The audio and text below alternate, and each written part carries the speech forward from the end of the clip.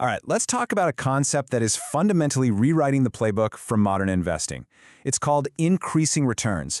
Now, for anyone in the investing world, getting your head around this isn't just some academic exercise. It's absolutely critical for spotting the next wave of truly dominant, long-lasting companies. Okay, let's dive right in. For as long as most of us can remember, this quote from George Stigler has been the bedrock of investment theory. It's the core idea of decreasing returns, mean reversion. It's the default setting we've all been taught to expect from the market. And here's how that's supposed to play out, right? The company finds a way to earn a really high return on its capital. Well, that success acts like a giant flashing sign, attracting a flood of competitors. And what happens next? They all pile in, prices come down, and pretty soon those amazing profits get competed away right back to the industry average. It's like a law of economic gravity. But here's the question that changes absolutely everything. What if a new kind of company has figured out how to defy that gravity? What if, for them, success doesn't attract competition, but actually pushes it away, building an even bigger lead? Well, that's the world of increasing returns. So you might be asking, what exactly caused this massive shift? Well, the answer really lies in the very nature of what modern companies build and sell. We're talking about the rise of intangible assets, and it has changed the game completely.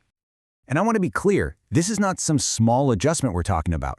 This is a complete top-to-bottom rewrite of the rules of value creation. The concept of increasing returns, which used to be seen as this kind of niche, weird exception, is now the dominant force behind the most powerful companies on Earth. The difference is just stark. You can see it right here. The old economy was all about tangible stuff.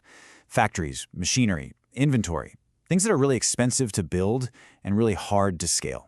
But the new economy, it runs on intangibles. We're talking about code, we're talking about ideas, networks, brands. And these assets, they just play by a totally different set of economic rules. You know, this isn't even a brand new idea. The Nobel laureate Kenneth Arrow had this amazing metaphor, calling it an underground river. The theory was always there, lurking beneath the surface. But it's the explosion of this intangible economy that has finally allowed that river to just burst through and reshape the entire landscape. Okay, so how do we, as investors, actually spot this incredibly powerful force out in the wild? Well, we can break it down into 5 key patterns, and you should really think of this as a practical toolkit, a checklist for analyzing companies and finding those really durable, long-term competitive advantages. So here they are. We're going to quickly run through these 5. We've got the classic economies of scale, a new angle on international trade, the incredible power of learning by doing, the almost explosive potential of network effects, and finally, what is really the engine of all modern growth, the recombination of ideas.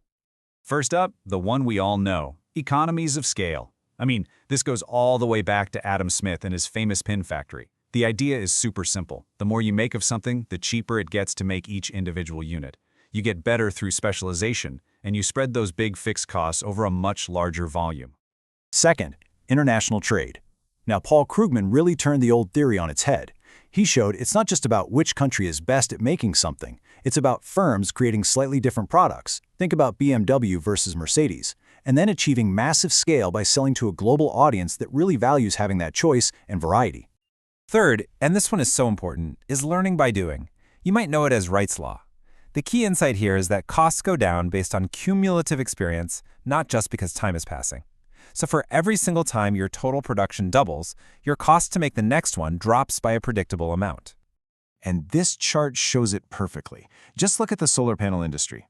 Every time the world's total installed solar capacity has doubled, the price has fallen by about 20%.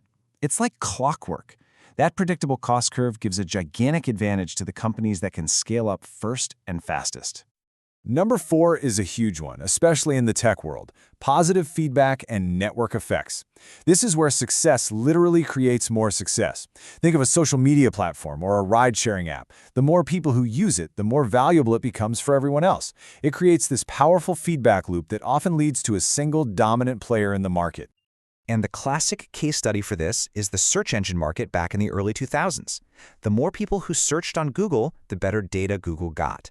That better data led to better search results, which of course attracted even more users. It hit a tipping point, and what was once a crowded field quickly became a winner-take-most game. And our 5th form is the recombination of ideas. Honestly, this is the true engine of innovation today. It's not always about inventing something totally new from scratch. It's about taking existing building blocks, things like GPS, smartphones, and digital payments, and combining them to create something brand new and incredibly valuable, like Uber. Okay, so we've got these 5 patterns down. Now for the most important part. How do we actually translate this into an investment strategy? How do we use this to find those superstar firms that are building these incredibly durable moats? Well, the economist Paul Romer gave us a fantastic framework for thinking about this. He breaks goods down along 2 simple lines. First, is it rival or non-rival? A rival good, like your car, can only be used by one person at a time. But a non-rival good, like a piece of software, can be copied and used by millions of people at the same time. Then, is it excludable? Basically, can you stop someone from using it if they don't pay? And here's the billion-dollar insight. The sweet spot, the place where today's superstar firms are built, is that top right box. We're looking for assets that are non-rival, meaning you can scale them to infinity for almost no extra costs, and excludable, meaning you can protect them and charge people to use them. That's the magic combination. So what do these superstar firms actually do? Well, research from James Besson lays it out. First, they just pour money into these non-rival, excludable assets, things like proprietary software, R&D, unique data sets.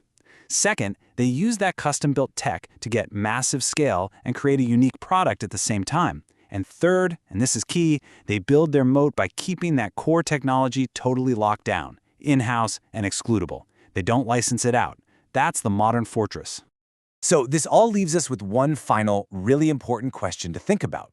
As the entire economy makes this huge pivot from physical stuff to intangible ideas, we have to look in the mirror and ask, are the mental models and the valuation frameworks we're using still right for the job? Is your playbook designed for a world of atoms, or is it ready for the world of ideas? Because figuring that out is what this whole new era of increasing returns demands from us.